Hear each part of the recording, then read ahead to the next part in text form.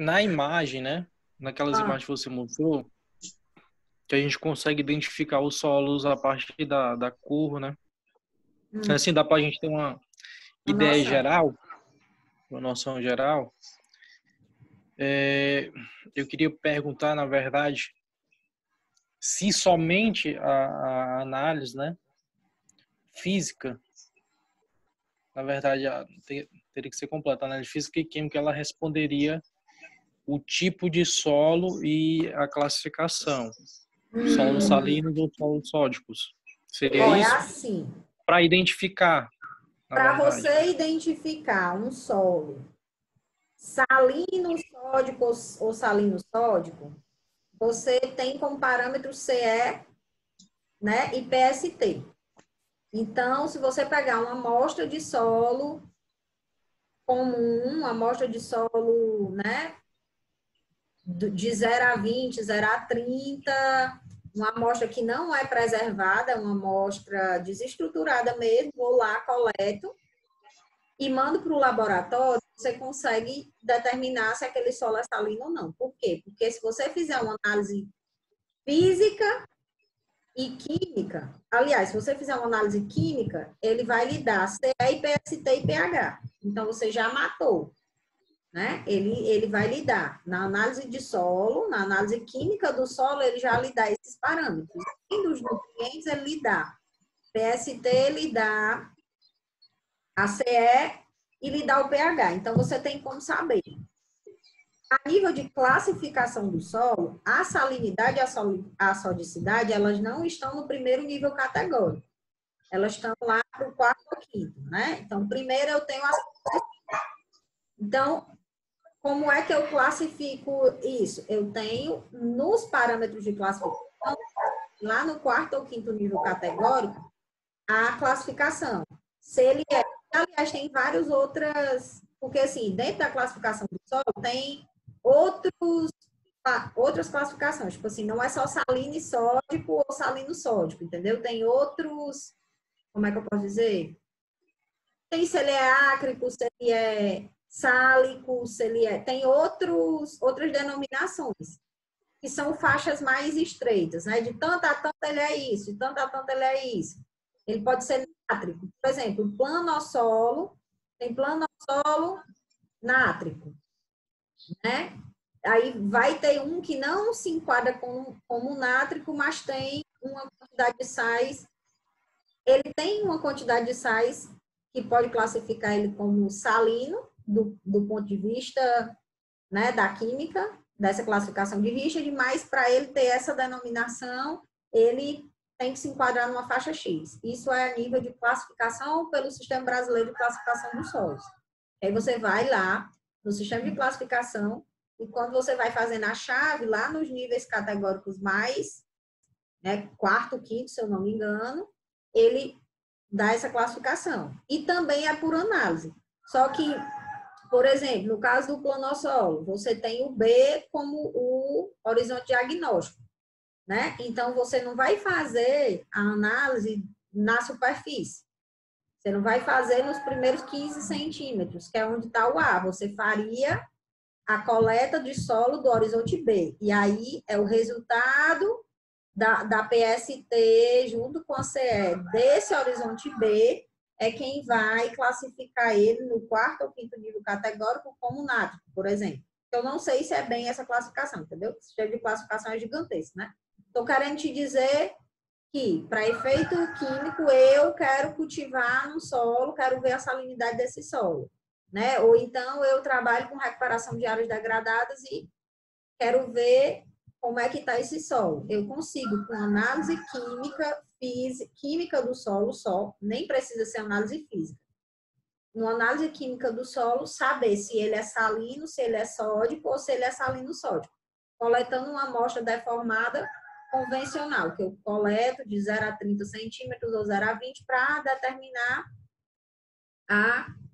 os nutrientes ali daquele solo. Já para efeito de classificação, eu vou seguir o sistema de classificação e vai expressar essas características aí de salinidade, sodicidade lá para o quarto, quinto nível categórico, e ele é bem mais minucioso, e aí eu vou ter que fazer as amostras, né, de cada horizonte, bater esses parâmetros dentro da classificação para eu poder classificar.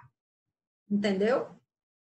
Era isso? Exatamente. Isso é difícil, né? Muito difícil. Tu diz o que é difícil? A classificação. Assim, na Ei, a gente poderia disso. até ver, né? A questão da diferenciar a classificação americana para a brasileira, né?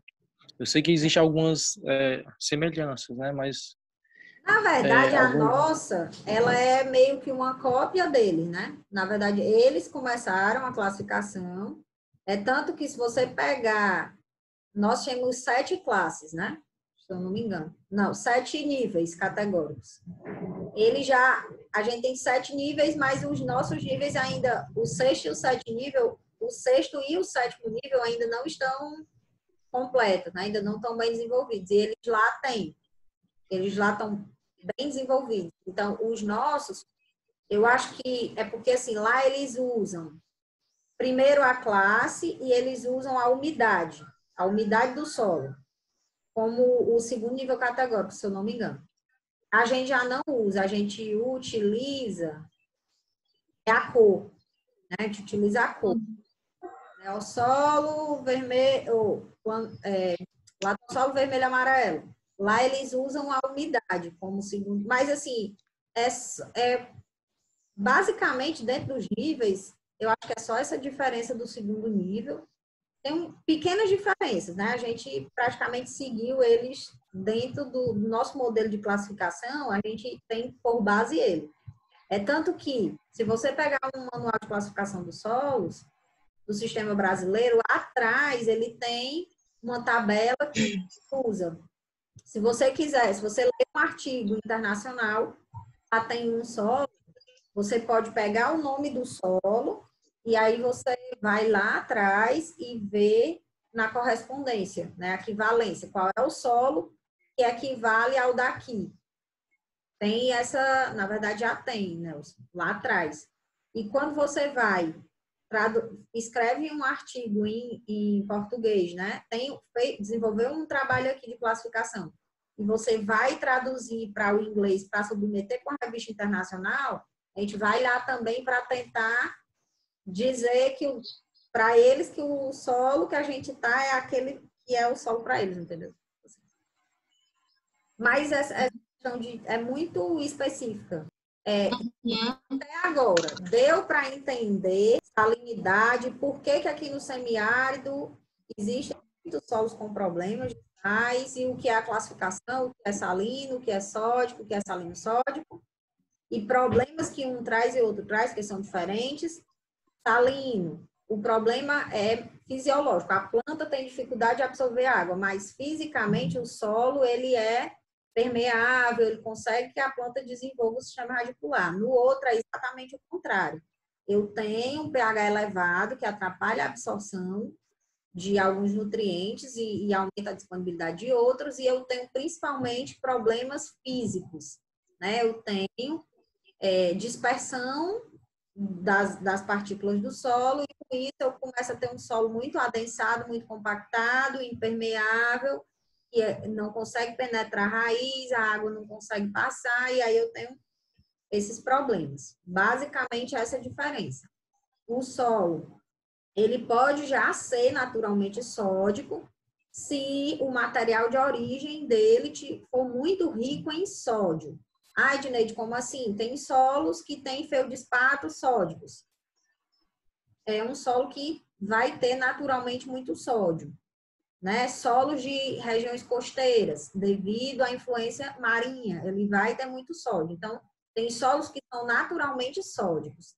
Tem solos que são naturalmente salinos, porque o material de origem tem todos os sais. No intemperismo, com o intemperismo, ele vai, né, se acumulando, dissolvendo ali, devido ao clima, se ele tiver numa condição de relevo que permita esse acúmulo e não favoreça essa percolação, devido às condições climáticas da gente, ele vai acabar indo para a superfície.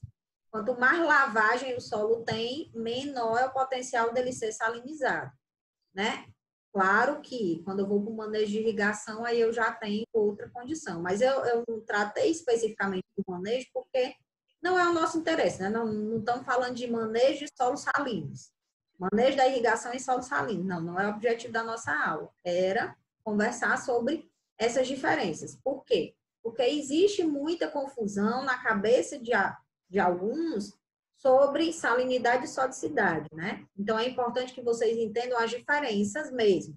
Até porque vocês vão encontrar solos sódicos e não tem como crescer planta, porque a qualidade física é péssima, e vocês vão encontrar solo salino que tem uma permeabilidade boa, mas igualmente vão ter problemas para o desenvolvimento vegetal, porque a planta não consegue absorver água e tem fitotoxicidade. E isso o produtor e nos experimentos, aí vocês vão ter, né?